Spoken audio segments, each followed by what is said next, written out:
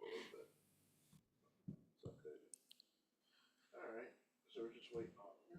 Cool.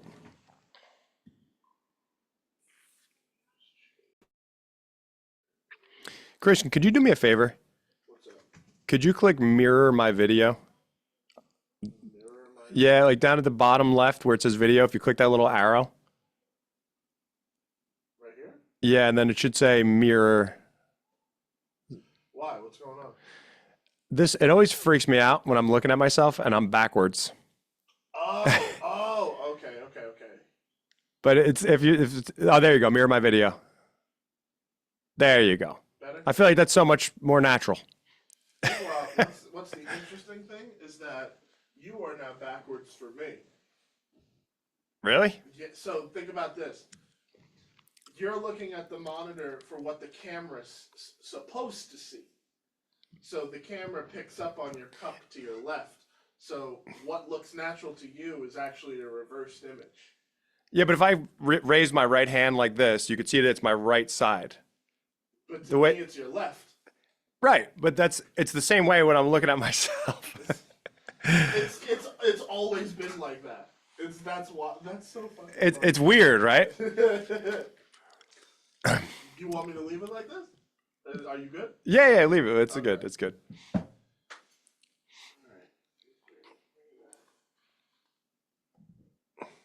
Oh, there he is. He's joining in. There you go. There he is. What's up, Kenny? What's going on? Just listen to a little lo-fi, trying to get set up. Let me turn this off. All right, so I can hear you clearly. What's going on? Not much, man. Hey, just a heads up, the way I like to kick these off, I just keep it rolling. So it's just like an organic intro. You know what I mean? So I was going to say, that's what I love about it. Yeah. I say, you can send me any questions, and I'm fine with that. I like a nice conversation, brother. Exactly. Conversations, it starts with a conversation. So what's up, man? How you been? How's Cali treating you? What's going on? How's life? Brother, I cannot complain. I cannot complain. Life is good. I'm gonna put my headset on so that way I can hear you clearly and not disturb my wife because she works from home. You don't want to do that. All right. Can you hear me? Yep. All right. Yeah, things are good, man. I can't complain. Just staying busy, slowly but surely evolving out of that personal training space. I see that. Yeah. The idea of, I was like, I want to coach, but like, what's my direction? What have I been struggling with? I've been struggling with imposter. Yeah, I've been struggling with imposter syndrome. So why not talk about it? If I work my way out of it, I know I can help you. Yeah, dude, that's such a thing too. Like, I feel like, first off, I feel like there's so many people in the fitness industry that kind of go that route from just some level of like we all start in fitness, but then we kind of get into some different level of coaching, whether it be, you want to call it lifestyle coaching, life coaching, but that imposter syndrome too, I feel like that's something that we all go through, man. Oh, absolutely. Absolutely. And more often than not, especially people that have had a level of success that are, like, as Brandon Burchard calls it, high achievers versus high performers. We're so used to, like you and I, fitness, that's my wheelhouse, man. I can go to sleep and I can tell you what you need to do. Yeah. But traveling that new avenue, it's like, oh shit, what am I doing? How am I going to do this? Well, he's doing it this way and she's doing it that way. Well, what the hell am I going to do? And comparison is the thief of joy. Yeah. So, it's just finding your avenue, staying in your lane and going for it. Dude, and how, like, comparison these days is so easy because of social media. And I've gotten stuck in that myself where I'll check out Luca's page. I'll be like, look what Luca's doing. I should be doing this shit. And then I'll be looking at somebody else's page. I'm like, damn, I should be doing this shit. And then I start doing a whole bunch of shit that I didn't even want to do in the first place just because somebody else was doing it. And then That part. and then I'm complaining to Gab. I'm like, I'm doing all this shit. I don't want to be doing any of it. She's like, well, why did you start this in the first place? I'm like, I don't know. I don't know how it started. But I mean, I guess you find a lot of people that you work with are kind of stuck in that same mold. Yeah, the people that I've been grasping onto now have been just actual training clients, and just spending time and talking to them and saying, hey, you want to have a coffee, you want to go sit down, let's go sit down for 30 minutes, let's have a conversation about what's going on, so we can, I want you to work out, but let's have a conversation about what's going on with you, like with what you just said right there. And they're like, okay. And sales technique, you go, mm-hmm, just nod, and they'll start to agree with you. Yeah. So, what's going on with you, man? How have you been? Dude, You I know, have been great. So since I don't think I've seen you since Luca's event back in 2021, right? yeah. Yeah. Because So was that 2021? that was I think like October of 21. Yeah, I think so. Because we went to dinner. Yes.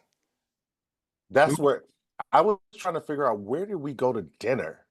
It was all of us. No, Was no, that no, no. That wasn't, I don't know if that was that time. So I think that was in San Diego when we went with Jay. okay? Yeah, Okay. and everybody, right? That was in Okay. San Diego for some other event. But I think the last time we saw each other was in 21 in Seattle at Lucas Vigor Ground Summit. Yes. So since then, I mean, I have a son now who's 14 Yes. months, like we were talking about. And it's, Yeah. by the way, sorry for all the reschedules of this podcast because Gab is It's also, okay. she's 7 months pregnant now. Hmm. So we got another son on the way. And what else? Business is doing great. Launched a business coaching program. So Joe DeFranco and I, we partnered up and we're running the Iron Business Blueprint, which is like a 90-day coaching program for other gym owners who want to scale to multiple six figures. Um, and a whole lot of good stuff, man. We moved. We just got back from vacation. So life is good over here, man. Okay. Okay. All right. Yeah. I hear that. I hear that. Yeah. Have you talked to Luca at all?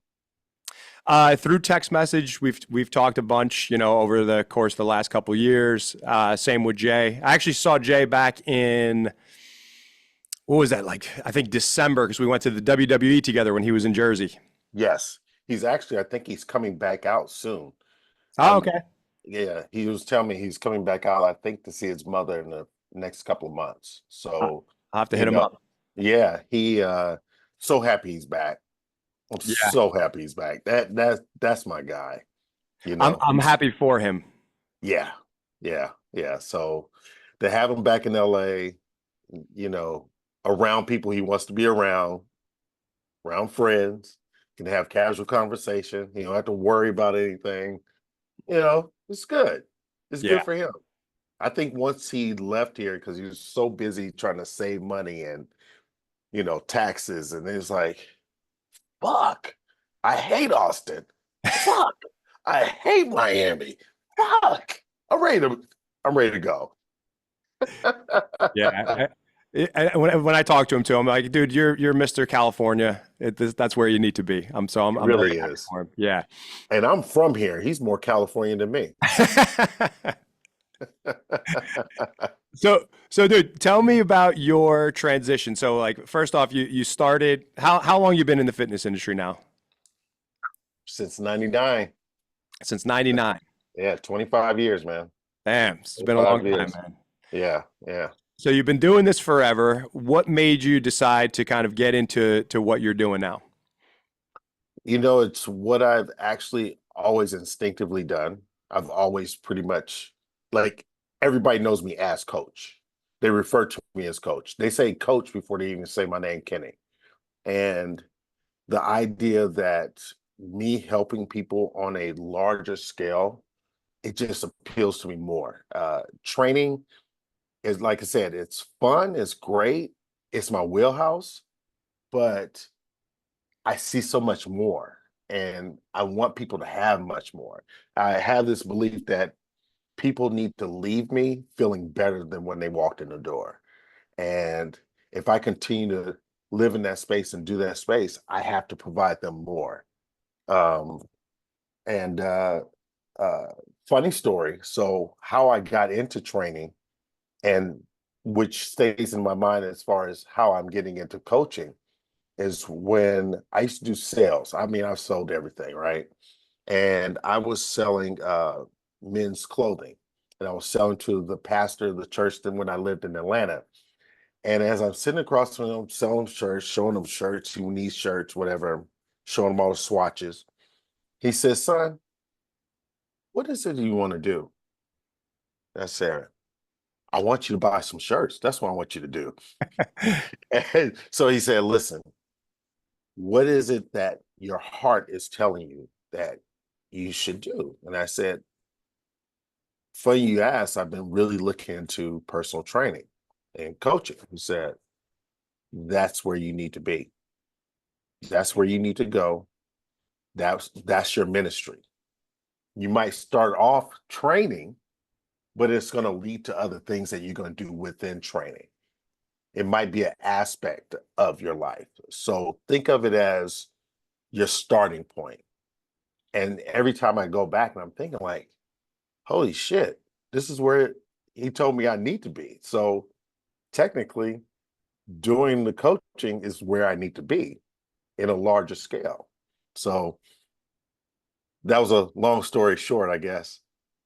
Kind No, of long. no, that's awesome, man. And that's kind of like that's what you had like going into this now, making this decision. You kind of just reflected on that and had that same feeling. Yeah, yeah, pretty much. Pretty much. And I try to keep that in the forethought so that way I continue to push forward. And, and then we talked about imposter syndrome. One of the things that I've learned to do is, everybody has this idea like, I can't be this person. My mind is telling me I can't do this, as opposed to trying to fight off imposter syndrome or run away from it, run to it. The direction is telling you that you can't do, run to that because that's what you need to be doing. So Mm, I try to take that insight and share that with people more than just saying, "Oh, just fight off that bully, get rid of it, shut it up." No, I want them to be loud. You mm, want them to be very loud with you. So that way you can hear it clearly, but understand that it's the 180 that you have to do with that bully. mm. It's So you're saying proving kind him of wrong. like lean into it and Yeah. understand it more? Yeah, lean into it, understand it. Why are you scared? Why are you struggling? Why do you have to be perfect? Why do you have to be a superhero? Why do you have, why are all these things? There's something behind that.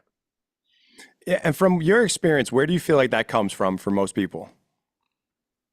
Um, I think I think there's some people that have some type of childhood trauma, triggers. I always do this because everybody uses that word Yeah. triggers. I'm so triggered. I'm so triggered. But at I think a lot of people just they get stuck in a certain wheelhouse and they can't see anything outside of. And then I think when something's presented to them to be within, it's like I they question that because it's not what they know. I don't think it's necessarily always childhood. I think, it could have been something happened at work 2 years ago, something that was very traumatic, something with friends, relationships, it can be anything. Um, but I think that people have a tendency to, and also let's face it, society really forces us to see the other side. And then it says, "See, I got this." So you can see it, but you can't necessarily have it. And then Mm, you start questioning your ability to have versus not having. You mm, know, we're we're stuck in the choir and in the the crowd of the church versus being in the pulpit Mm, of our own lives. You yeah, know, we're sitting on the sidelines. right. You know, there's a line in an Eminem song, and he Okay. says, "Coming from humble beginnings has made me uncomfortable winning." And that line has always resonated with me because as I have, grown in my career and achieved, different levels of success, that line is always kind of ringing in my mind because it's almost like it's almost like the expectation is to fail, or the expectations in certain ways, right? Or the expectation is I've gained this success, I'm gonna lose it all, right? At least for me, that's been a fear and something that I still have to constantly work through Mm-hmm. because of I think where I've come from in my personal life with my family and stuff to where I am now. It's like I think I was counted out by many people, and so Okay. I think that I started to believe that at some point. So I still have to do a lot of work to constantly overcome that to get to the next level, if that makes sense. Mm-hmm. Mm-hmm. I think for myself personally, I had a lot of things that were easy, so to speak. Things kind of came easy. When I decided to start playing basketball as a kid, you know, I was very critical of my style. So my form was always good. I was always on the starting team. I was always on the AAU basketball team starting. I was in high school, I was the captain. Um, when I was in school, I struggled. If I struggled with, I would do everything at the last minute, but somehow I'll still get the A. So things kind of came a little bit easy, even though I pushed myself to the brink of trying to get that A or get on that starting squad, but I did it. But somehow, some way, as I've gotten older, and now that I'm making transitions in my life, and I've gotten a lot older because I'm over 50 now. It's it's like, oh shit, can I do this? Am I am I am I too old for this? Am I what? Why am I stuck? You know, and then I'm a analysis paralysis guy, so I'm reading 1,500 books, and then I just get paralyzed sitting there on the couch, like, what do I do? So it's like, but I'm thinking once again, doing other people's stuff Mm, instead of just staying in my lane and just being who I am. yeah, yeah, yeah. I feel like myself included, so many people get stuck in that same path. So, okay, so now who are you working with specifically? Is there a specific type of person that you're working with? Is this for entrepreneurs or is this just for anybody? It's pretty much anybody. I typically work with mostly men because it just resonates, Mm, been divorced, remarried, built a new life. I've been homeless. I've seen all of it. mhm. Um, so there's nothing a man can tell me that I don't know. Yeah. I know what it's like. I know what it's like when your wife is like I know what it's like when you leave the house and you don't know when you're going to eat again. I know what it's like. I know when I got divorced the first time, the only time. I was it was during um the crisis 2008 Mm, when the market dropped. yeah. So I lost 75% of my business because most people were in real estate that I was training at the time, and I was going through a divorce. And I was going through a secondary divorce with a business partner Mm, because we were trying to build a program. So I had all these things that collapsed on me at one time. And boy, it was a fight.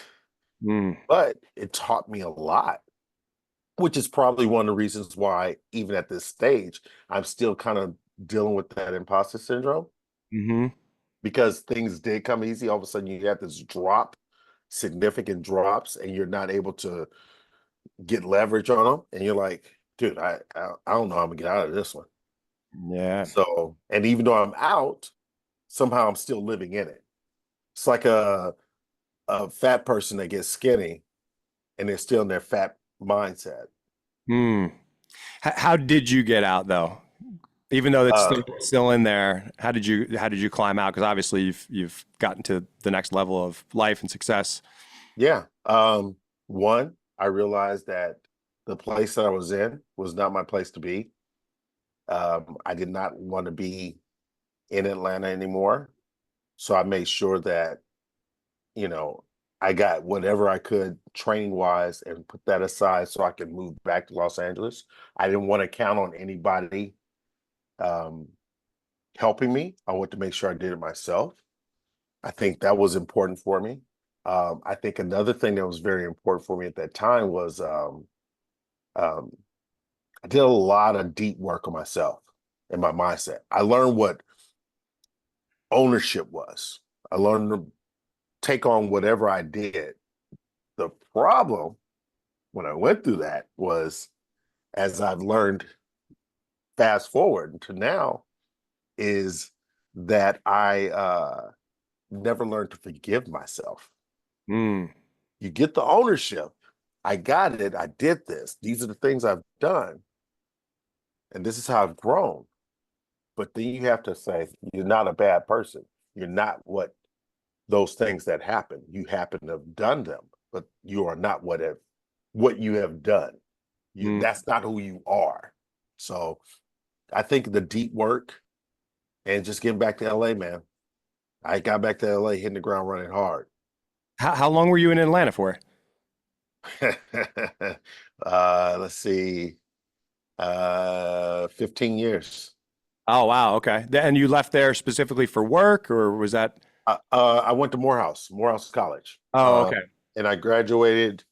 Um, Fell in love with my ex-wife, and we got married in 2000, and we stayed married for like 8 years, 7 years. So yeah, yeah. Got it. Um, After that, I was like, I'm out. I gotta go. Yeah. I've had enough of this place. I could imagine. Yeah, I dark could skies here, buddy. I gotta go imagine. Yeah, yeah. Get to 75 and sunny over there in LA every day. every day. Yeah, man. Dude, so okay, so just doing that deep work, what does that deep work look like? So like what are some things like because there might be somebody that's going through something right now that's very similar to what you went through, back in 2008 or whatever. What are some of the things, what are some of the steps that you took as far as doing that deep work? Like what does that actually look like? Um, I think the first thing is understanding where you are and why you're there. I think as opposed to putting it on, oh, I'm here because somebody did this to me, X to me, someone did Y to me. I think ownership of where I was, and then I think the biggest deal was that I stopped. And I hate to say it this way, but I stopped crying. Hmm. I just stopped crying because let's say, for instance, I'm having a conversation with someone and or I run into someone I haven't seen in a while and they say, "Hey, how you doing?" And you go, "Well, I'm this, X, Y, and Z." And they go, "Okay." Because honestly, people don't really want to hear it. Right. Second time around, you see them, he's like, "Hey," that's it. They won't ask you how you're doing because they don't want to hear it. And then they kind of skate off. They don't want to spend any time with you. And I'm like, I picked that up the first time with this one guy I used to work out with sometimes. And I was like, oh, got it. Hmm. I'm over here belly aching. Oh, they don't want to hear when you're belly aching. They want to hear sunny skies no matter where you are. I Hmm. don't have to be sunny skies, but I also don't have to wear it as my badge of honor of what I'm going through, the Hmm. dark cloud that's on me. So it was spending time acknowledging my energy. It was spending time uh uh uh really being thankful, finding gratitude, finding gratitude. If I was having a bad day or a bad moment, I should say, I would I would pay respect or homage or cast energy, good energy to someone that I haven't even talked to. Say, oh, hey, you looking great today. Oh, it's good to see you today. You look amazing. Oh, I just love being around you. I love talking to you.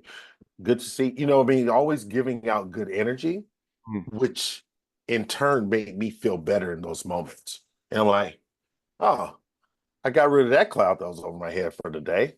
Let me keep this up. Um, Go ahead. I was just going to say, because ever since I mean, we probably met, I don't know, 5 years ago, something like that, 6 years, Yeah, maybe, maybe. Yeah, probably at one of Bedros's events. I feel like we met I think at I some think point. it was Bedros. Yeah, Yeah, yeah. So, however long I've known you, you've always been radiating with positive energy, man. Like the smile, the laugh, like always made me feel comfortable. So, like, it's interesting that you're saying that, because you, as long as I've known you, at least, you've always given off such amazing energy. yeah. Thank you, thank you. You're welcome. Uh, it's funny you say that too because I, we know Bedros, we know the creme de la creme in the industry, fitness, coaching, so on and so forth. And I realized when one of Bedros' events, he asked me, he said, "Are you going to dinner with us?" And I said, I didn't plan on it, but sure." And he took us to Mastro's, and he, of course, he's not gonna let anybody pay. Mm. And I came home and I told my wife, I said, it's funny. I used to wonder what these people are the creme de la creme, and they're always so comfortable around me. It's not that I don't deserve a seat at the table because I already have my name tag at the table. I don't have to chase being at the table or trying to get to the table when I'm already placed. I Yeah, just have to own my placement there. They're waiting for me to catch up. yeah. That's so interesting. I had a similar experience with Bedros. Um, it was I think it was like the first year that I worked with him, because I was one of his coaching clients for about 4 years. Okay. And so it was about a year later since we started working together, and he invited me to a dinner at the next Fitness Business Summit. Hmm. And so when he invited me, I think that I was like taken back that he actually invited me, even though I was a client and talking to him every month for, you know what I mean? Yeah. Yeah. Almost like I was like, I, I don't, in my mind, like, I don't deserve to be at that dinner. You know Yeah. what I mean? And this is the shit that you're talking about. Like, it's our own story, because in his mind, he was like, dude, what are you talking about? Because the way I responded was like, I don't know what I said, but I kind of hesitated, and I was like, yeah, you sure? Like that type. Yeah. Yeah. And then looking back, I look at myself and I'm like, Jesus, like, why was I so uncomfortable just saying, like, yeah, absolutely, I would love to come to dinner, Hmm. you know? Hmm. So it's interesting that you're saying that, like, yeah, I think we put this limit on ourselves, this glass ceiling, in so many different ways, that it's so important to recognize that, to be able to actually break through and enjoy your fucking life, because it's the self-limiting beliefs that are holding you back. It's nothing else. Right. Right. Right. We are our own worst enemy. Yeah. We are our own worst enemy and our best friend at the same time. Yeah. Yeah. Yeah. Scary shit. Yeah. So, it's a constant battle. That's why actually I prefer to use the word I'm a practitioner versus I'm just a coach. You think about law practice, you think about doctors' practices. Yes, they did all the schooling in the world. They're still practicing. Right. They're not they have an expertise, but they're not an actual expert. They're Mm, working, they're constantly growing. They have more to offer and they increase their bandwidth, but they're still practicing. They're still trying to figure it out. That's why it's called a practice. That's what we do. We have a practice. When we train, you think about those clients that when you actually train and they come to you and say, "Oh, well, I don't know if this is working. I haven't lost any weight yet." And I'm like, "Oh, okay. Why is that?" Well, I say, "Have you been doing your homework?" Well, have you been keeping track of your macros like we planned? Oh, well, like, oh, okay. So we're constantly, instead of, a newer trainer will probably say, oh my God, what am I doing? What am I doing wrong? What am I doing wrong? As we grow and we increase our practice, we learn how to make adjustments in those nick of times to help them understand that it's beyond just you coming here working out 2 days, 3 days a week. That is, this is a lifestyle. This is everything. mhm. So we have to, as as we season ourselves, we learn how to teach them to season themselves, teach people how to grow. We're going to keep planting seeds. It's a practice. It's a continuing practice. Yeah, and I think for all the coaches and trainers listening, it's like maybe that is second nature, like just learning to ask the right questions.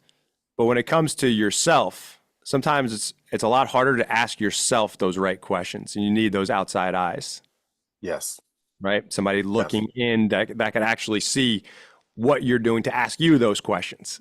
Yeah. And maybe we're resistant to that, especially I feel like a lot of men, correct me if I'm wrong here from your opinion, but in your opinion, but I feel like a lot of men may be resistant to that idea, until they start to really see, okay, maybe they listen to conversations like this.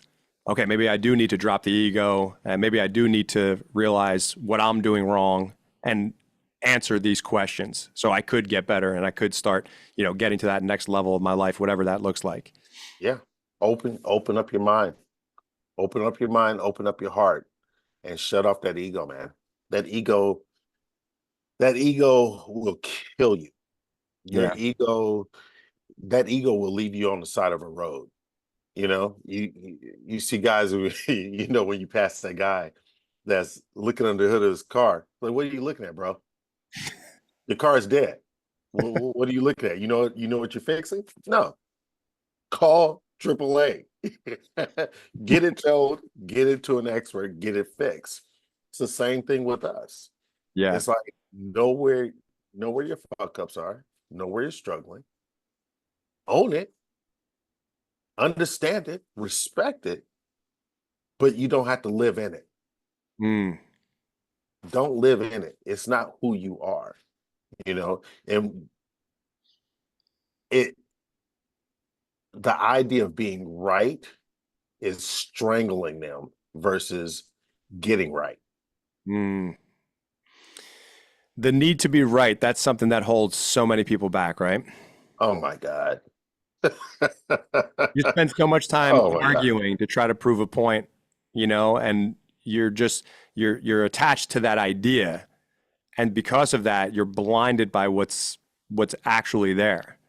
Right. Right. What Muhammad Ali say? Uh I don't know everything, but I'm always right. Yeah, exactly. Yeah, man. Yeah. So, I again, men then we live in a society now where it's either the the red pill so far one way, and then we have the what do they call them? Soft boy area. You know what I mean? It's like there's a middle ground, buddy. There's a middle Right. ground. Be a little vulnerable, take a little of that ego out, Mhm. be a little less vulnerable. It's like, where's the 80%? Right. The 10 and 10, come on. Yeah, because you need a little of that fight in you. That's especially you're probably working with a lot of type A guys too, right? So it's Yeah, like I think you need a little bit of that dog, you know what I mean? But you do. it's also there could be a blend of both of these worlds. It doesn't have to be one way or the other. Right, right. It never has to be one way or the other. Right. But it's like we talked about on my podcast. We talked about what is it called. I'm losing my train of thought. We were talking about sophomore era, but we were talking about how men. Oh, that's what it was. Men want they find love within respect. So they're trying to figure out how to be respected.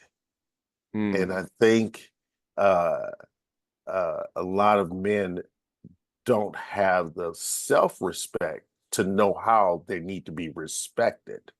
I think that's a bigger problem. Why do you think that is?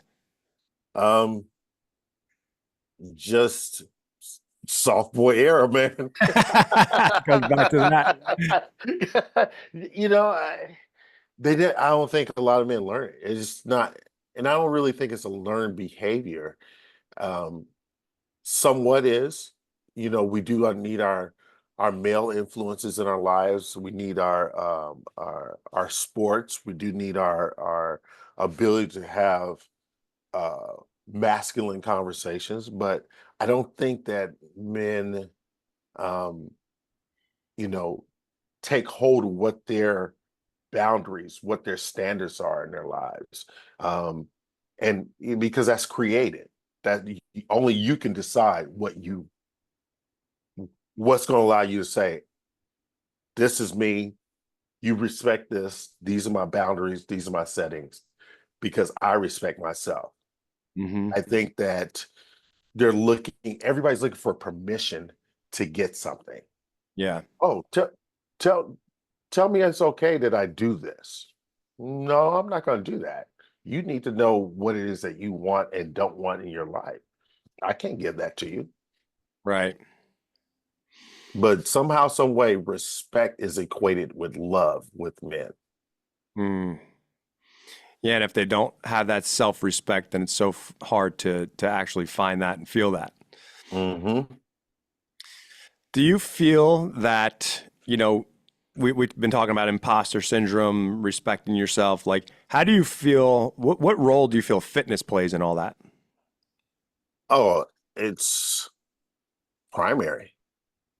I think if you're depressed, go to the gym.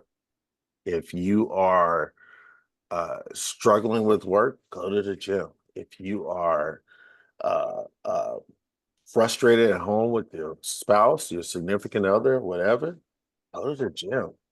Just the hormonal release, the the the ability to have control over something. You the one thing you have control over is how your body moves. Mm, Say whatever you want. You can't fix this until this starts moving. This will always stay stuck if you don't move this. I can have all the conversations in the world about you need to do goal setting, you need to do breath work. I can tell you all that shit, but it will not matter if you don't know how to breathe when you move, if you don't know how to think where you need to move next. You gotta freaking move. yeah. One thing that I talk about a lot is, going through my transformation, in my early 20s, I became the man of the house. My brother was wrapped up in drugs. He was a Okay. drug addict. He ended up passing away in 2022. He was 5 years Oh, older than me. And so I was so wrapped up in trying to fix his addiction back in my late teens, early 20s. I was 20 actually. It was when it was like the peak of my downfall, if you want to call it that. right. And so I gained about 30 pounds. I was eating fast food all the time. I was drinking a lot, just trying to I wasn't an alcoholic, but I was out partying a lot, just trying to numb myself, distract myself. And I would go to bed at 5 o'clock in the morning, dude. I would wake up at 3 o'clock in the afternoon. Like I had no purpose, no drive. All my energy was given to trying to fix a problem that was outside of my control. I was trying to control something that I had zero control over. And because of that, I'm not focused on myself. And that was the Mhm. direction that my life was headed. And so luckily I had some good people supporting me that kicked me in the ass and said, "Hey, let's get shredded. We're going to be 21 this summer. Let's Uh-huh. get shredded for Tiki Bar here in Jersey, which you got to come to, by the way, if you're ever over here." Okay. Okay. Okay. Um, so and I always say, like, so I went through 16 weeks of like hard dieting, hard training, got abs for the first time in my life, got shredded. And that was always like, that is what I anticipated, coming out on the other side. Like I expected to look differently, look shredded. What I didn't realize, dude, was what happened up here. The 6 inches between my ears, like my whole world changed because now, one, I had some structure and some discipline. I wanted to get to Mhm. bed earlier so I could get up earlier and train. I didn't want to drink because I knew I had to train legs the next day. Right. Um, I I then, at the end of it, I also found how much it helped me emotionally dealing with the drugs and the fighting and all the shit that was going on in my house. So that became my new passion to show other people how you could change your fucking life through fitness. So like for me, that's where my transformation, that's where it began because that was the work just started at that point. But then that led to me. I never read a fucking book in my life until after that, right? Um, Yeah. I was going to therapy since 18, right? But it didn't really click until I went through that. So the books, the mental work, all these things that I still do to this day, it would have never happened if I didn't transform physically. And so that's why I get so fired up about this stuff because I just know what it could do for you as a person and anybody that's going through something. I always say like if you're not on top of your training, your diet, your sleep, like all the basic foundational shit, it's going to be really hard to get out of that depression, to get out of that anxiety, that imposter syndrome, all these things that you may be going through if you don't get that shit in check first. Right. Right. Right. It's funny because recently, after pandemic and you eat good here, you don't eat good there, so on and so forth. And I got out of the shower the other day because I um, started really getting back into doing journaling and deep dive and figuring out, okay, as I'm building this coaching business, what will it look like, and so on and so forth. Have been going to the gym, but not really structured. I Mm. was like, hmm, I don't think I like the way I've been training.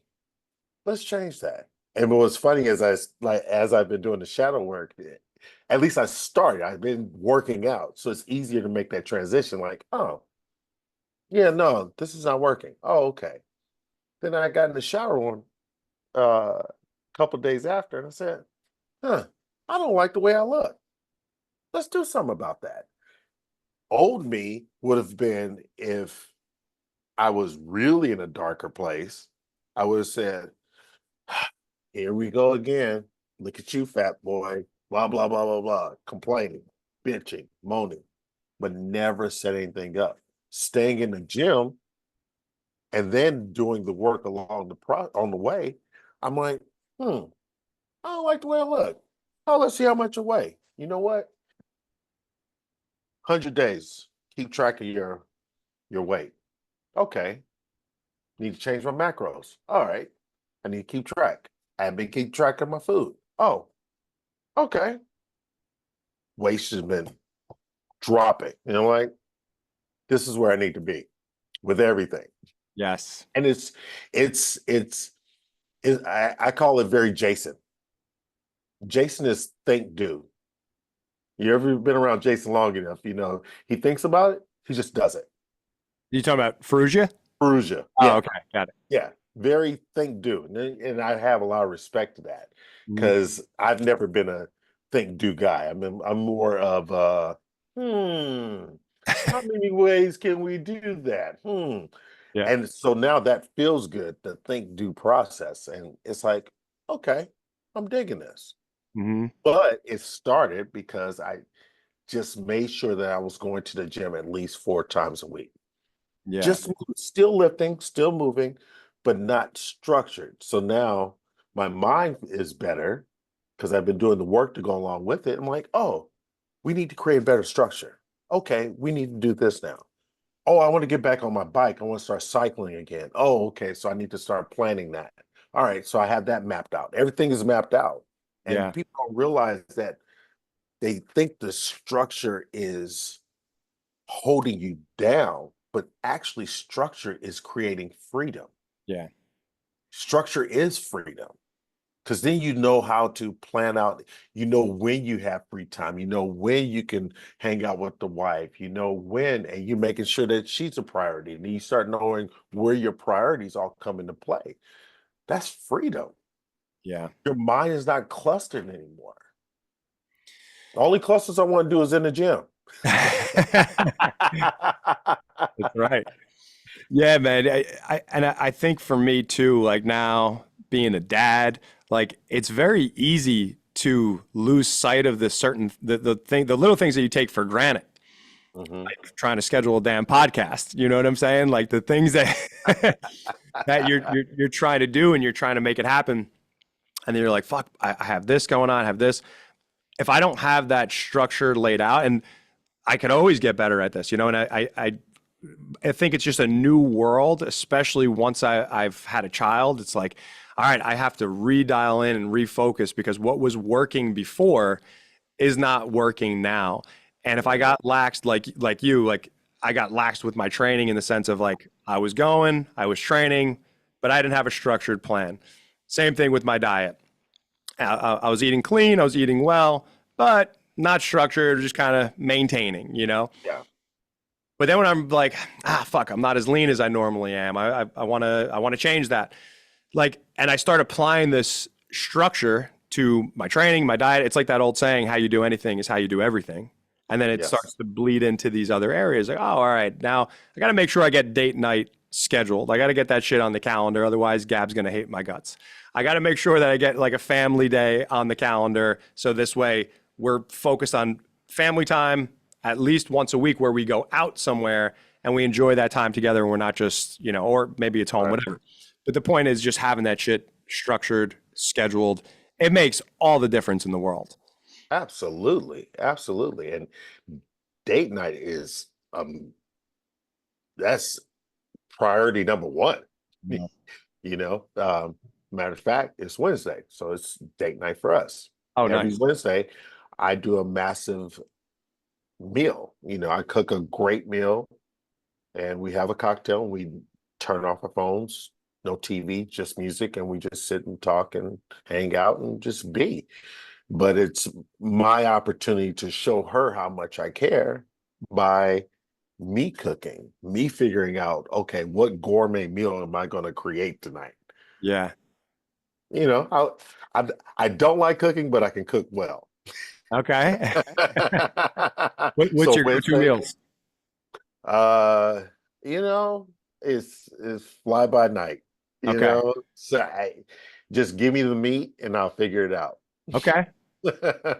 So and like the last couple of weeks, she's like, "Yeah, I think I want what we had last week." I'm like, "Okay," but it's definitely a time that we can pour into each other. Hmm. You know, it's a time that we could share, and she's listening because you know the days go, they come and they go, and you're in and out the door, and sometimes we're not listening to our partners, and our partners are not listening to us, Yeah. and people wonder why there's so many divorces because nobody's communicating. We're Right. talking, but we're not communicating. We're not sharing. We're not letting it sink in between the ears and stay within. We're just going filtering through. Um, yeah, communications. If you have marital problems, you have communication problems. If you have money problems, you have communication problems. If you have religious problems, political problems, you have communication problems. That's it. It's All comes communication. down to communication. It all comes down to communication, even with yourself. Mhm. Whatever problems you have is how you're communicating to yourself. The story you tell is a story you sell. Mm. Is Kenyatta a an entrepreneur too, or does she work for? Does she have a job? She has a job. She works for a company. She's downstairs working now. Okay. Uh she does sales, Okay. um, more of account management, but she manages all these accounts and tries to upsell them and software. But she stays busy early morning to afternoon. So, the afternoon, evening, we have time for each other. Yeah, and the reason I asked, and I don't know if you've experienced this, but so Gab, she owns her business. So Right. what I do find that's really important for us is to have time where we don't talk about work at all, because both of us have that mindset where we both have creative minds. We're almost too similar. So Hmm. like she's like, "What do you think of this idea?" And I'm like, "What do you think of this idea?" And she's like, "I want to do this." And I'm like, "I want to do this. What do you want? Let's do it." And it's constantly like on overdrive when it comes to work. So one thing that we do is like we have like a dedicated time, after a certain time at night, we're like, no work. Let's whatever we're talking about, it's just personal stuff or whatever we want to do with the family, whatever, even just bullshit, but communicating on a deeper level and not letting work interfere with that because our minds are always going. And I just wanted to see if you could relate to that. I don't know if that's something Oh, that you guys deal with. 100, when it comes to work, because she knows my background, I've done so much sales and also the idea of my ability to communicate with people. During the day, she'll just call, but she's now learning even more to be able to say, what's going on with you? Mm, What's stopping? It's like hearing what I have to say, but then saying, what's going on with you? And that has met the world. Um, because for part of the whole imposter syndrome that led to it was not being heard or mm, feel like you weren't being heard. But mm, maybe I wasn't expressing myself either. I had to think about that. I had to take some ownership, but at the same time, but it is the idea that I wasn't being heard. So we've learned to I think life is just shortening the gap, man. Wherever gaps are, just keep working on shortening them, bring them closer together. You know, just sharing is caring, like they say. And one of the things that I realized uh, for myself is, and I didn't realize how much I was not sharing. If mm, I had a feeling, if I felt some kind of way about something, I was not sharing. But at the same time, because of sensitivity, it's got to be a little light on how you deliver that message. mm. Which isn't always easy, right? Have you thought about, or, if I can I ask you a question? Yeah, you gotta be choose your words carefully. Yes, Yeah. yes. So let me ask you just before we wrap this, if somebody right now, maybe they feel stuck somewhere in their lives, maybe they're going through something, what are some things that they can do? And I know this is a general question, but what are some things that you feel that they could do today to start getting unstuck? I would say the first thing is breathe. Breathe. You probably don't realize that you're not breathing. You're so busy being stuck that you're holding your breath. Breathe because you're going to be okay. Know that you're going to be okay. You own that you be okay. That's a good start. Then go move. That's the second thing. Go move. You don't have to go to the gym. Just start with doing 10 push-ups, 10 push-ups a day. Add five, add another five. You just start moving. And the third thing is I would say probably if you can talk to someone, you don't have to go to a therapist, but if you have a friend that is, how can I say, they're a true friend. They're not just going to side with you. They're going to listen, but also be prepared if they have to say, if you don't mind, can I give you some information? Mm. That's I, important, right? The yes men out there could be just as big of a problem. exactly. Exactly. So know your friends. Mm. Know your friends well. But I would say first, just breathe and then start moving. If you do those two, it'll start getting a little bit better. You'll start feeling a little bit better. You'll start thinking just a little bit differently and don't understand why. Huh. I wonder why I wonder why I feel a little lighter today. I wonder why I slept so well last night. Oh, hmm. Then you'll stop questioning it because it's happening regularly, because you're constantly moving and you're breathing. You're getting oxygen to your body. Yeah. That's it. It That's could, it. it could be that simple. And I think a lot of people overlook that. They're looking for this next grand plan, but it's like, man, if you breathe and move, like that's the start that you need, and you'll gain some momentum. I mean, I wish I can get, more monumental and the big words, but no, that's it. Right. I'm a practical dude, man. Yeah. I'm a very practical dude. Like what Tony Robbins says is to if you need to change your mind, I forget, I'm gonna probably fuck up the quote, but it's like if you have to change your mindset, change your state. Go for a walk, do a couple kettlebell swings, do a couple push-ups, whatever it is, whatever your thing is, but just Yeah. go move, just change your state. Your physiology changes, and all of a sudden, your brain chemistry starts to change, and you start to feel differently. It's such a simple thing, and I think it'd be really important. It's really important for people to know that who might overlook small things like that. Oh yeah. I mean, you go on Amazon, how many self-help books are there? Right. Millions. Right. Millions.